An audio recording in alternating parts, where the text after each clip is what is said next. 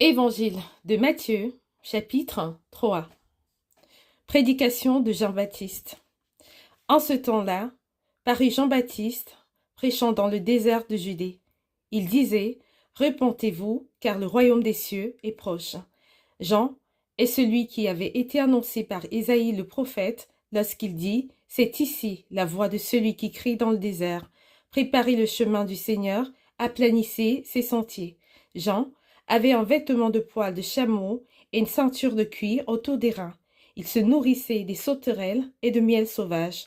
Les habitants de Jérusalem et de toute la Judée et de tout le pays des environs du Jourdain se rendaient auprès de lui, et confessant leurs péchés, ils se faisaient baptiser par lui dans le fleuve du Jourdain. Mais, voyant venir à son baptême beaucoup de pharisiens et de sadducéens, il leur dit, « Race de vipères, qui vous a appris à fuir la colère à venir?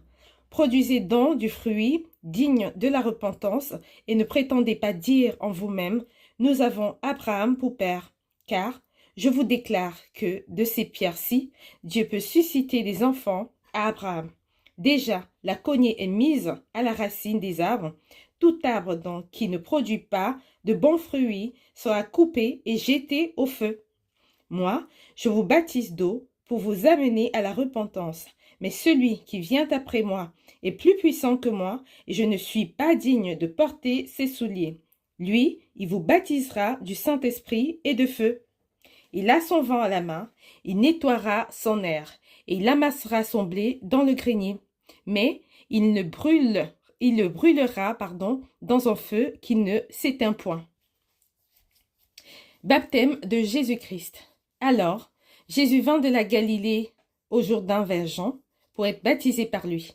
Mais Jean s'y opposait en disant, « C'est moi qui ai besoin d'être baptisé par toi, et tu viens à moi. » Jésus lui répondit, « Laisse faire maintenant, car il est convenable que nous accomplissions ainsi tout ce qui est juste. » Et Jean ne lui résista plus.